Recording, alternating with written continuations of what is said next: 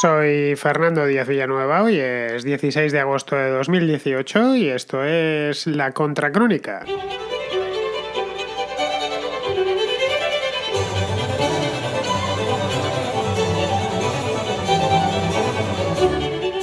Unos cuadernos manuscritos se están revolviendo las ya de por sí turbulentas aguas de la política argentina.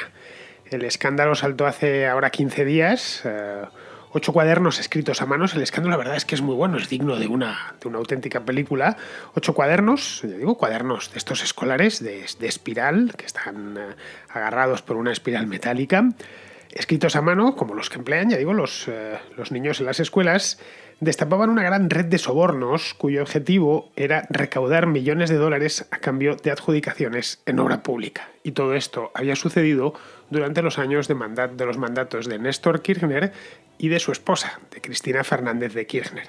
Es decir, nada especial, el ABC de la corrupción, ya sabéis, la obra pública se le concede a un constructor o a otro constructor en función de la cantidad de dinero que pongan, las famosas comisiones. Es decir, que no tiene nada de especial si vamos a la naturaleza intrínseca o íntima del asunto, se da en todas partes, corruptelas de este estilo, si no fuese porque en este caso señalan directamente, más de una manera clarísima, a Cristina Fernández de Kirchner. Es decir, que no afecta a un secretario suyo o a un tipo de segundo nivel, no, va directamente hacia la presidencia.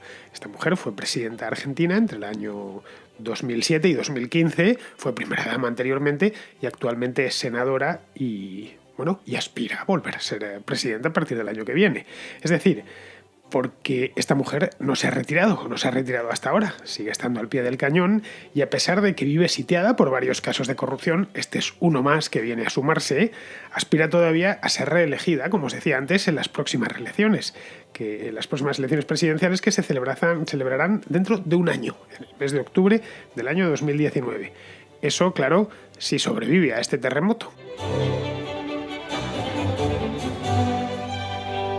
Por si Cristina Fernández de Kirchner no tuviese bastante eco en las causas que tiene en curso, que son unas cuantas, tiene pues creo que son 3 o 4 actualmente abiertas en los tribunales, le ha salido un nuevo escándalo y la verdad es que no se lo esperaba. De hecho, no se lo esperaba nadie, era un asunto que se había permanecido un poco una leyenda urbana, pero que no había pruebas, ni nadie había dicho que realmente esto había sucedido. Es decir, es un hecho que nadie, absolutamente nadie esperaba. Ni la propia Kirchner, ni los argentinos, ni los periodistas. El escándalo de los cuadernos K, que es así como lo han dado en llamar en Argentina, ha sido destapado por un simple chofer. Sí, tal y como lo escucháis. Es un tal Óscar Centeno que trabajaba para el número 2 de Julio de Vido, un tipo que se llama Roberto Barata, para quien trabajaba, al que le llevaba de un sitio a otro. Y Julio de Vido, los que no seáis argentinos, pues os preguntaréis quién era. Bueno, De Vido era un peso pesado, pesadísimo, dentro del kirchnerismo, de los dos grandes gobiernos, de las dos grandes administraciones Kirchner, la del marido y la de la mujer. Fue ministro de Planificación de los dos durante 12 años, es decir, desde 2003 hasta el año 2015, cuando se termina el kirchnerismo. Y además su relación con Néstor Kirchner en concreto venía de mucho más atrás, venía de largo. Antes había sido ministro federal, antes de ser ministro de Planificación, había sido ministro, creo que de Economía, en la provincia de Santa Cruz, cuando Néstor Kirchner era presidente por allá, en los años 90 estoy hablando, antes de llegar a la presidencia nacional. Bien, como ministro de Planificación, De Vido estuvo al frente de toda la obra pública en Argentina, toda la obra pública financiada por el Estado. Estamos hablando de mucho dinero y sobre todo muchos años. Y luego que en política hay 1000 lugares donde corromperse, eso lo sabemos todos, pero es en lo relacionado con las obras públicas donde uno se puede corromper más y mejor. Si tu vocación cuando llegas a un cargo público es llevártelo todo lo crudo que puedas, el mejor lugar para robar, sin ninguna duda, en tiempos de paz por lo menos. Si es en tiempos de guerra probablemente sea el Ministerio de Armamento, pero en tiempos de paz es la obra pública.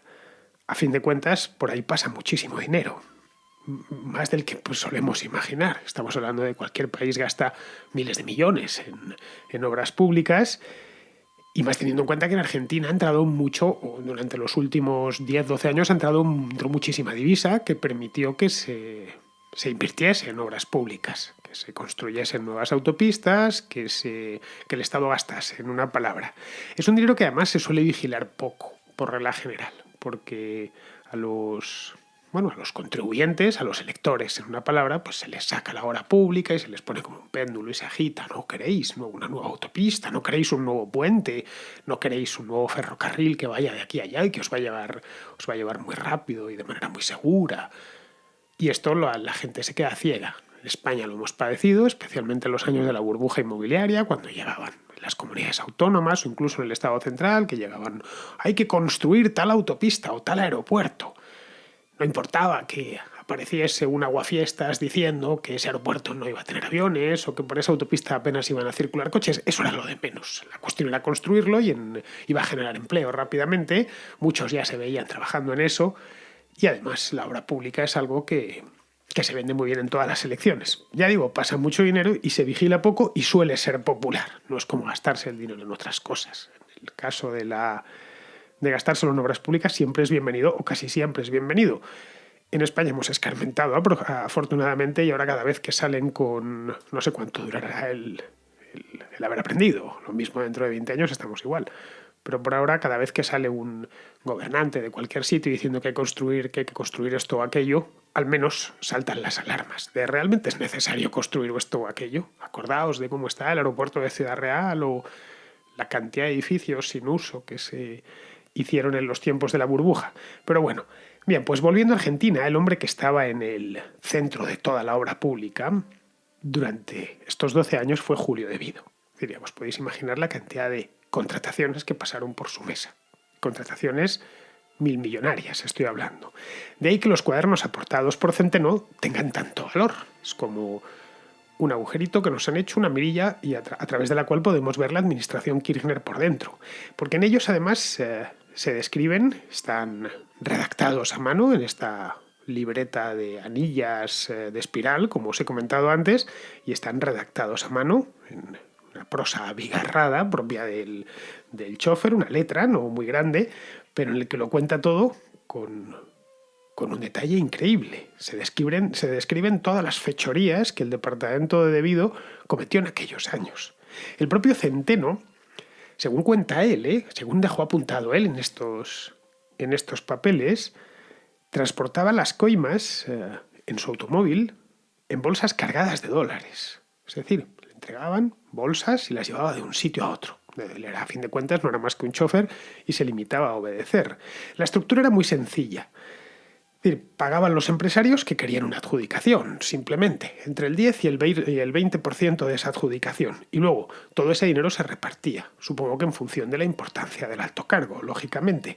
Cobraban siempre los altos cargos del gobierno, con la peculiaridad de que esto llegaba hasta arriba de la pirámide. Es decir, que no era una trama montada a medio nivel de la administración, de 2 directores generales se han montado este tingladillo y por lo tanto ahí se puede señalar. A fin de cuentas los de arriba no lo sabían. No, en este caso, y esto se extrae de los cuadernos de Centeno, que él hasta había visitado la casa privada de los cuentaviajes, a la residencia privada de los Kirchner, tanto en el palacio donde pasaban el tiempo libre como en su residencia en Recoleta, en Buenos Aires. El bombazo es de tal calibre, para que nos hagamos una idea, que cuando esto salió a la luz, y ojo, no lo saca a la luz este hombre, un día coge y se lo lleva al juzgado, lo llevó unos periodistas, pero bueno, que un juez federal que se llama Claudio Bonadío ordenó hace unos días detenciones, se hartó, creo que envió a la cárcel a 10 personas y fijó declaración para la propia presidenta Fernández de Kirchner. Es decir, para que un juez actúe de primeras y sin pensárselo mucho más, es decir, solo con las investigaciones previas que se habían hecho antes, pero los delitos que aparecían en aquellos papeles eran de tal grado que no le quedaban muchas más opciones. Bonadío es un viejo conocido, eso sí, es decir, este tipo no ha salido de la nada. Este es el que procesó a Cristina Fernández de Kirchner hace un par de años por el caso este de la venta de dólares a futuros. Es un tema que todavía no ha terminado y fue el que la llevó a declarar por primera vez. Esto no recuerdo exactamente cuándo, pero fue a mediados del año 2016, por ahí acababa de salir ella del gobierno. El hecho es que lo de los bolsos con dinero era un tema que, aunque no se sabía, como os comentaba hace un momento, Sí, era una leyenda urbana en Argentina. Muchos lo comentaban. Es decir, el que más el que más y el que menos había escuchado en alguna ocasión que había dinero rondando por ahí, dinero K lo llamaban, dinero negro, por supuesto, de las adjudicaciones. Pero no se podía demostrar, claro. Son estas cosas que están en el aire, que todo el mundo las dice, pero que nadie viene con un papel y lo demuestra, ¿no? Así que esto vendría a ser la demostración o la autentificación de una leyenda urbana. Hace 2 años atraparon a un tal José López, que era otro de los hombres de Julio de Vido. Julio de Vido, por lo que vemos, es el epicentro de todas las corrupciones, o de buena parte de las corrupciones en Argentina. Pues al José López le pillaron lanzando maletas cargadas de dólares, en concreto creo que iban como 9 millones de dólares, llevaba dólares, euros, incluso yuanes chinos, lanzándolas en maletas por encima de la tapia de un convento en las afueras de Buenos Aires. La historia es simplemente deliciosa, ¿qué queréis que os diga? Es propia de una película de Scorsese. El tipo había aparecido allí, las había sacado del maletero y empezó a tirar las maletas cargadas de dinero a un convento. No sé si habría llegado a ver si habría puesto de acuerdo con la madre superiora o con el abad del convento para que le guardasen el dinero, no tengo ni idea. El hecho es que a López, como le sorprendieron, le metieron preso, no sé si habrá salido en libertad desde entonces, y esta historia había quedado allí. Es decir, que con el caso de José López y el convento y las maletas cargadas de dinero, la leyenda urbana ya había tomado un poco de cuerpo. Bien, con las declaraciones, mejor, más que declaraciones, la confesión que se había ido haciendo a sí mismo, porque esta era una libreta que había escrito Centeno, el chofer, para su propio uso, la autoconfesión de Centeno, vemos que ya cobra cuerpo completo. Es decir, que hasta este momento había quedado en lo de los bolsos de dinero K, había quedado en el asunto exclusivamente del convento. Ahora ya con lo del chofer lo tenemos completamente cerrado. El hecho es que la historia de los cuadernos K tiene muchos parecidos con el caso Lavajato en Brasil, que como sabemos ha terminado enterrando tanto al propio Lula como a Dilma Rousseff. Yo no sé si en Argentina llegará a suceder lo mismo, lo desconozco, pero el hecho es que el caso avanza con una rapidez pasmosa.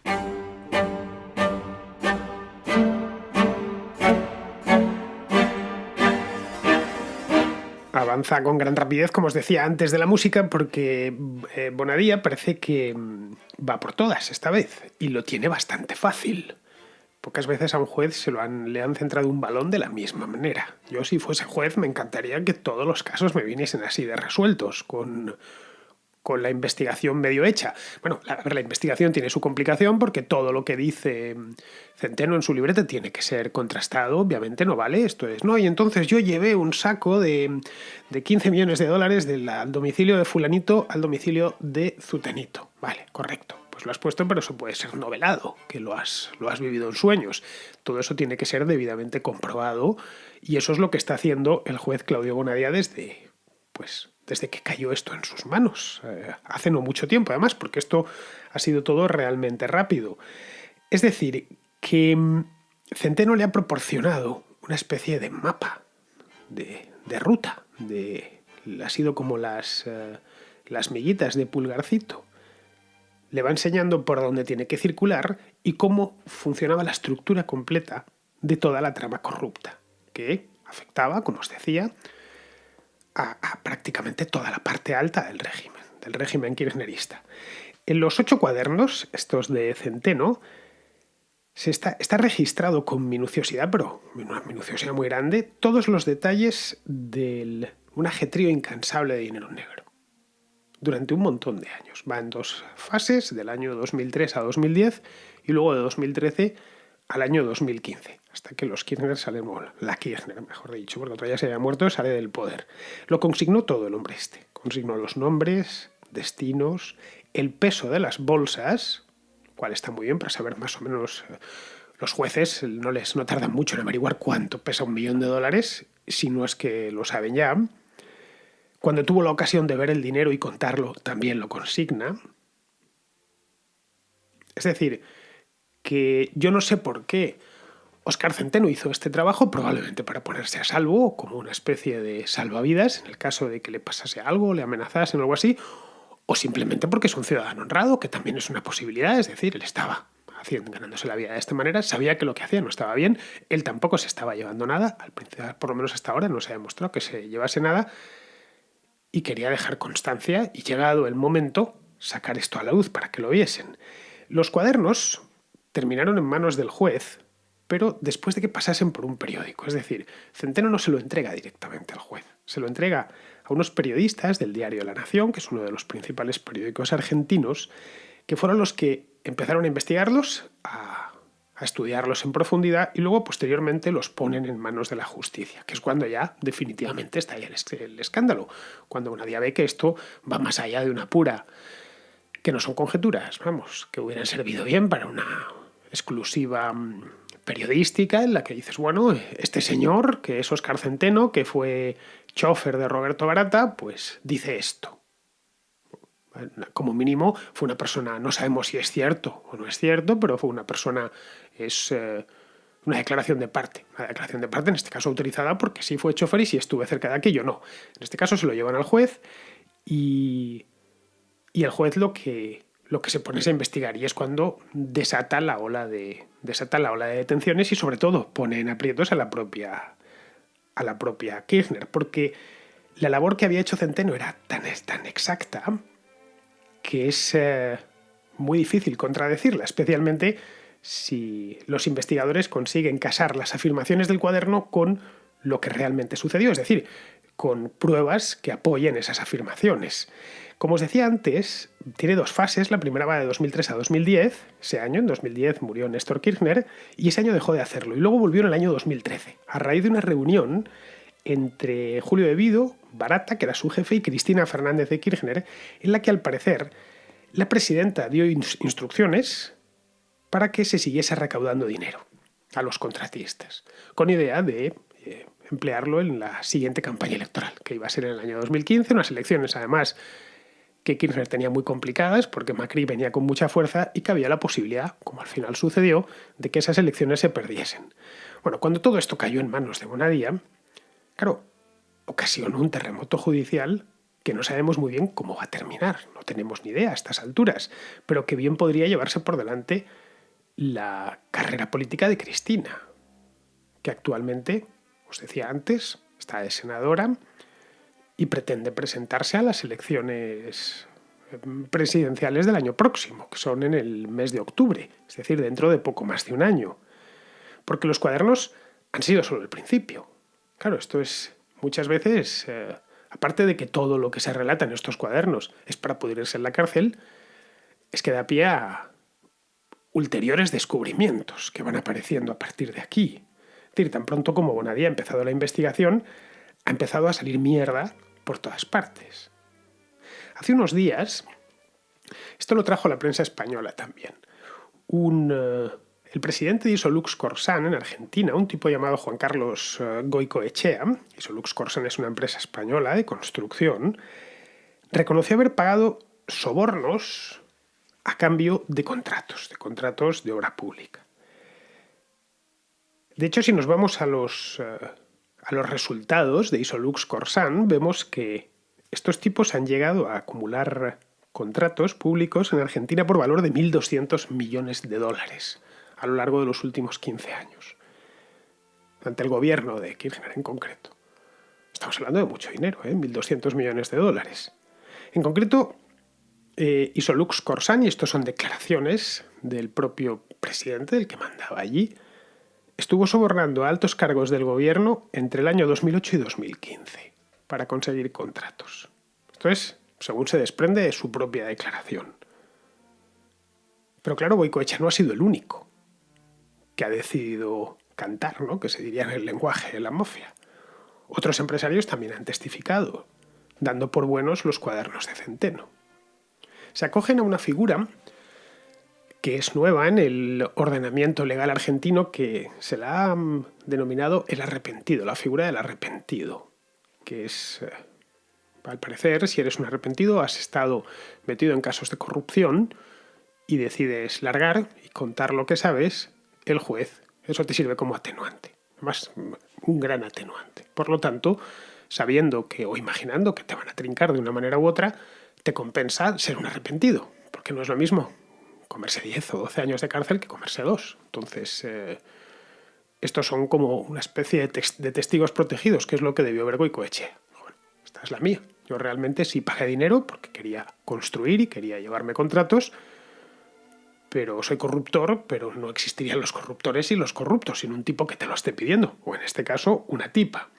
Hace 2 días apareció incluso un arrepentido que no forma parte de los corruptores, es decir, de los empresarios que le ponían el dinero en la mano a todos estos señores. Es un tío que se llama Claudio Uberti, que es, o era, mejor dicho, un hombre de máxima confianza en Néstor Kirchner, del presidente. Bueno, este se apuntó a la nómina de los arrepentidos a raíz de todo este follón. En total hay 10. 9 son empresarios que corrompieron en su momento, que estuvieron metidos en esto, y uno, que es el propio Berti, un político. Es decir, él formaba parte de los que se lo llevaban. Ha aparecido además otro chofer. Esto ha sido en los últimos días. Este permanece en el anonimato, le mantiene el juez en el anonimato, está protegido por el propio juez y se sabe que no se sabe todavía qué aportará a la causa. Pero al parecer, este no tiene cuadernos, eso sí, al parecer a este también le empleaban para trabajos parecidos que el de Centeno, es decir, llevar dinero de un sitio a otro. Lo que sí parece claro, al margen de que vayan saliendo cosas nuevas, que terminarán saliendo, os estoy hablando el día 16 de agosto y esto empezó el día 1, lo que sí parece claro es que esto de los cuadernos K ha entrado en la fase de tonto el último. Es decir, que cualquier cosa puede pasar de aquí a los próximos meses. Es decir, todos quieren salvar el pellejo, lo cual es normal, claro. Y como se robó tanto durante tanto tiempo, hay demasiada gente involucrada en esta trama. Puede salir la sorpresa por cualquier lado. Os preguntaréis qué es lo que ha dicho Cristina Fernández de Kirchner, porque fue llamada a declarar, fue citada en concreto a declarar por Bonadía el día 13 de agosto, es decir, el lunes pasado. Pues nada, no dijo nada, literalmente. Es decir, la citaron, fue allí, se presentó, se negó a declarar, más que a declarar, a responder las preguntas que le hacían, recusó al juez, recusó al fiscal y pidió la nulidad de la causa. Como diríamos en España, con un par. Que eso no tenía absolutamente nada que ver con ella y que por supuesto que el juez tenía una enemistad manifiesta hacia ella y que por lo tanto no podía juzgarla ni procesarla. Y que además es una persecución judicial de la Casa Rosada, de Macri, contra ella. Y ahí se quedó tan ancha. Claro, no se la puede procesar porque es senadora. Y como es senadora, está aforada. Y como está aforada, no puede ningún juez meter la mano a no ser que le levanten el fuero. Esto que en España lo hace el Tribunal Supremo, en Argentina, para desaforar a un político, tiene que pasar por el Congreso. Y ahí hacen falta los votos del peronismo, que presumiblemente, digo presumiblemente porque no es seguro, protegerá a Kirchner. Vamos a ver. Cambiemos, que es la coalición de Mauricio Macri, solo tiene el expresidente, pero en las cámaras, en el Senado y en la Cámara de Diputados, está en mayoría minoritaria. En el Senado solo tiene 25 senadores de 72 y en el Congreso tiene 108 diputados de 257, que no tiene mayoría absoluta. Claro, que Cristina no es la única peronista, hay más. Hay otros que están esperando que llegue su turno. Y esta puede ser su oportunidad de oro, ya que el turno no llega por las buenas, que llegue por las malas. Por no hablar de que yo no creo que sea la mejor idea presentarse a unas elecciones con la candidata tan manchada, la candidata principal de la oposición anti-Macri tan manchada por casos de corrupción. Es decir, su sola presencia le haría la campaña a Macri. Pero bueno, no sé, igual los peronistas son quienes la sacrifican. Esto es evidentemente una hipótesis simple. Habrá que ver en qué queda la cosa.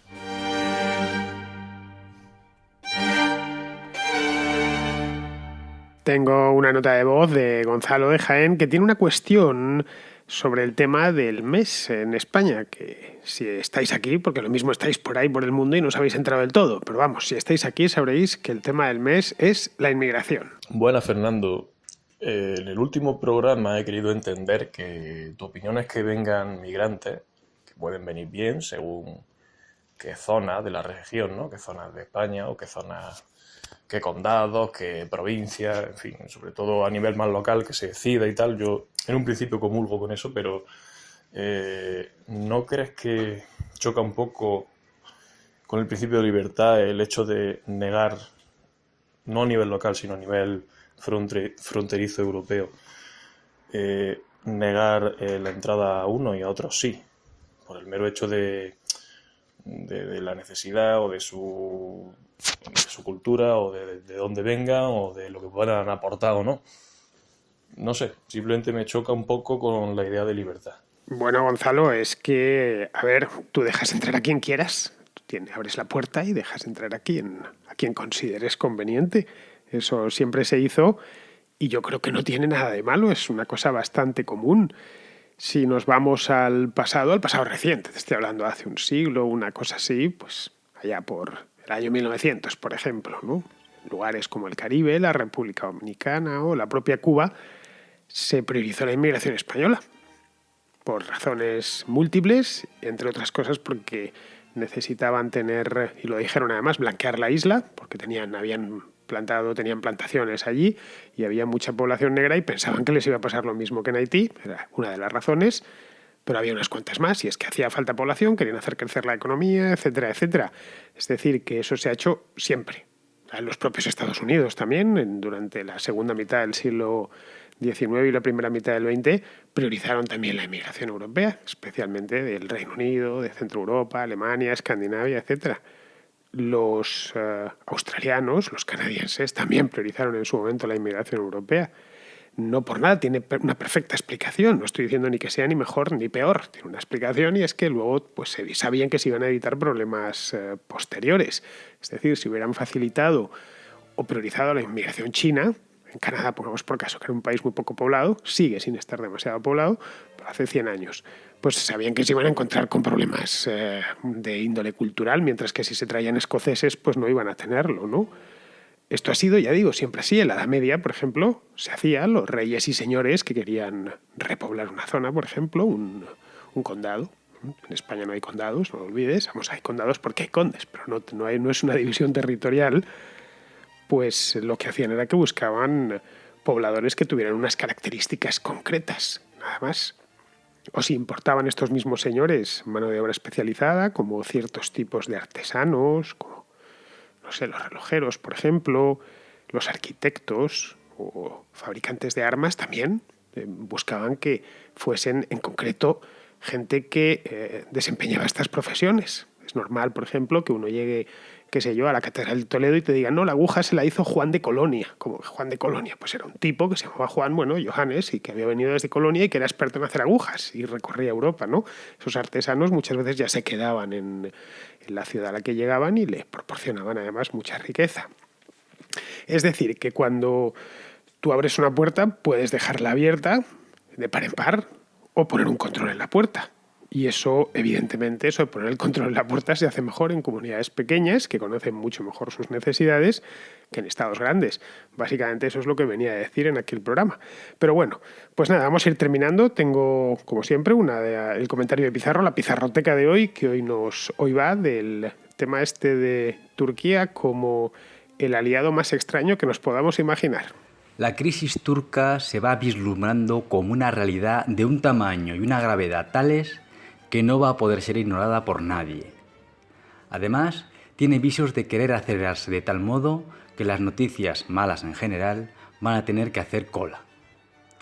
En todo caso, es en los malos momentos cuando uno descubre a sus verdaderos amigos y puede recoger el fruto de algunas buenas gestiones del pasado.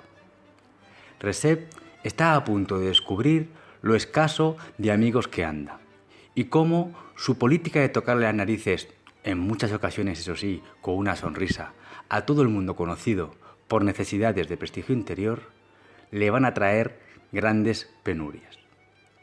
Turquía ha compartido intereses con muchos otros países, pero ningún proyecto. Ahora que vienen duras, el resto de países ha perdido el interés y lo que tienen es el proyecto de no complicarse en Turquía. Un cordial saludo de Pizarro. Pues hasta aquí ha llegado la contracrónica de hoy, queridos amigos. Tenéis una contrahistoria que he subido hace nada, hace muy poquito. He dejado en el canal, tanto en el de iVoox como en el de YouTube, una contrahistoria sobre la Primera Guerra Mundial, el final de la Primera Guerra Mundial. Se cumple ahora 100 años de la ofensiva, la última ofensiva de la guerra, que fue la ofensiva de los 100 días. Entonces he pensado que podía hacer un programita de 45 minutos que lo tuviese un poco todo: la ofensiva de primavera, la ofensiva de los 100 días y el desplome final del Imperio Alemán y de las potencias centrales, y meterlo todo en un único programa, porque ya sabéis que las guerras, y eso es bastante habitual, se sabe siempre cómo empiezan y cómo estallan, pero rara vez se habla o la gente se detiene mucho en cómo terminan. Y la parte final de la guerra suele, por lo general, de toda guerra, suele ser muy interesante. Muy bien, pues nada, con esto, queridos amigos, me despido de vosotros. Hasta mañana.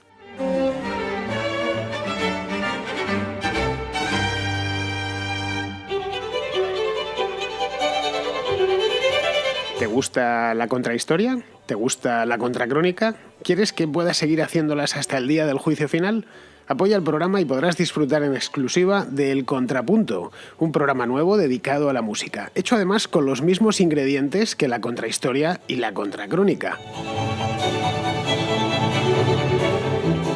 Instala gratis la aplicación de iVoox, busca la contrahistoria o la contracrónica y pulsa en apoyar. Una vez allí podrás elegir la cantidad de tu aportación. Si te animas, contribuirás a que este programa siga realizándose por los siglos de los siglos. Amén.